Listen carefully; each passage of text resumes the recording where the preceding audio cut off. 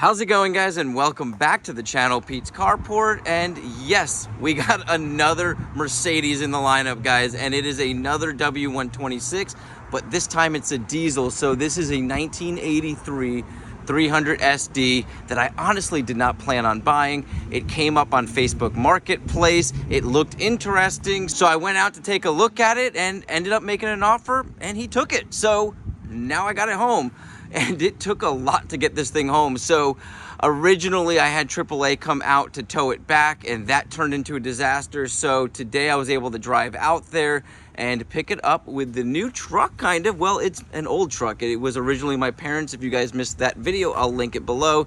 I kind of did an update on this truck and a little bit of information about it, but this thing has come in so handy, and it allowed me to now go out and pick up this vehicle. So we're going to be doing a lot to this vehicle because originally, or kind of the plan, is to get it up and running and sell it, make a little bit off of it to kind of go into our other cars.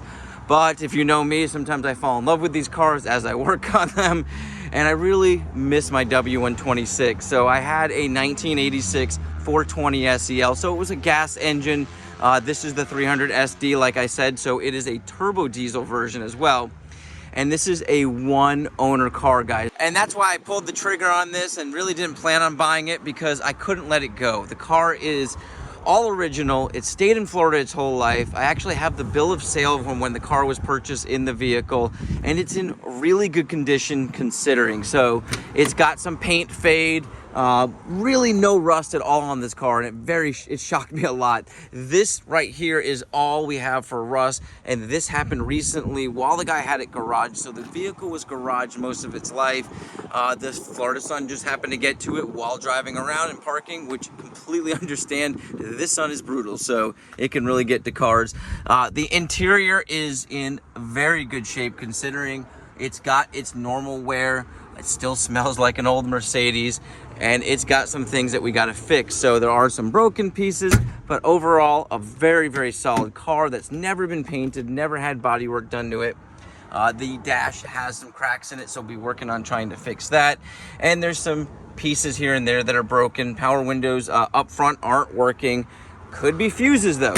So the other main thing that is wrong with this vehicle, and the reason why I got such a good deal on it, is the owner felt like the transmission was slipping, and he did say he never looked into it, and I really feel like he's telling the truth. This is a guy that I kind of became a little bit of friends with since we had so many issues getting this car here, and he knew the history of this car, and it only has 150,000 miles.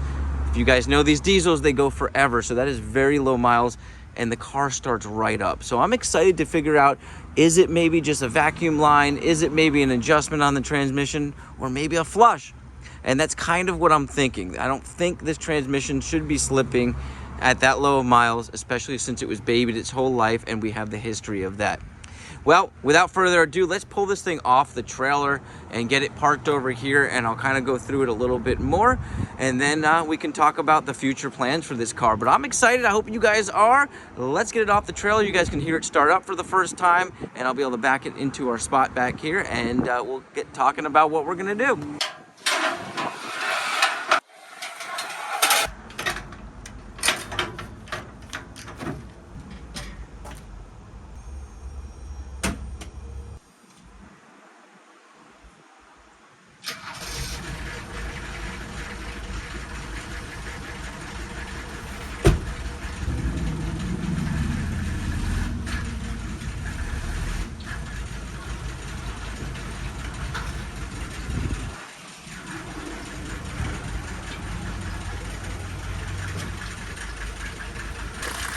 And as you guys can see, she runs absolutely beautiful, doesn't smoke, starts right up. And that is one of the main reasons why I had to get this car, because it just needs a little love. Now, the guy that I bought it from, his brother bought it originally. I'm gonna show you guys that original sticker here in a little bit. And he bought it out of Sarasota, Florida. So it's been in Florida its whole life, like I said. And the history of the car is a known history. So, and I really felt comfortable. I'm gonna be honest with you. Sometimes you meet people and you just know that they're honest people. And that is the type of guy this guy was. He had a motorcycle shop, had like 35 Triumph bikes, and just really cared about cars. And this is the car that his wife drove for quite some time until recently, about 3 years ago, he put it off the road and got her something different. And the main reason is the AC wasn't working, the compressor locked up. And if you know, living in Florida without AC can be a really, really tough time. So I completely understand that now. We may go and swap that compressor out because all the other functions on the AC seem to be working. The blowers working, the buttons work. So it may just be that compressor. So we may look into that. That may be one thing that we do. We come around this side. You can see the body is very straight. No rust except for this little spot that we're going to be able to fix up very easily. And it does have some delamination in the window. That was kind of a bummer. He doesn't know how that happened. It happened while he was storing it.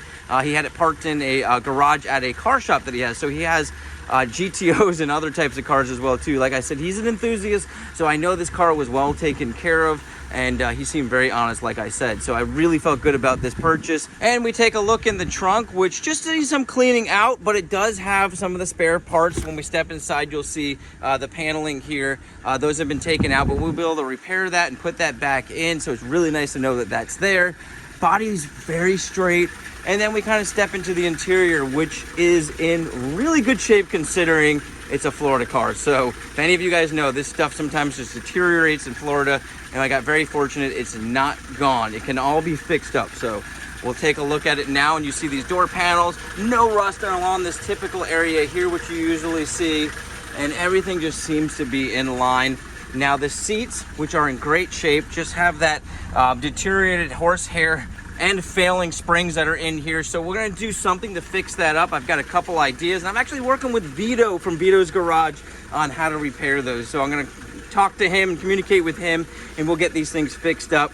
And like I mentioned before, the dash does have cracks, but it is repairable. So we'll probably go ahead and do a cool repair on that, something very budget friendly. Other than that, I mean, you've got your typical cracks in the wood here. This one's a little bit further gone, so we might not be able to do a whole lot with this, but we can just really clean all of this stuff up. The wood along here is in great shape. Once again, door panel looks great, seat looks awesome, headliner looks really nice, and we've got some broken pieces here, I know, on this, so we might be able to replace those. And other than that, the sunroof actually works, so that's really cool. And you got some hanging leather back there that can all be fixed. Door panels in the rear and seats in the rear, all real good. And that upper ledge looks real good. So this is overall going to be a really fun car to fix up, because it really just needs a good cleaning and some love and attention. As you guys can see, the floor mats and the carpets just need a deep cleaning, which I'm excited about doing. I want to pull these seats out, do a really nice job on cleaning this thing.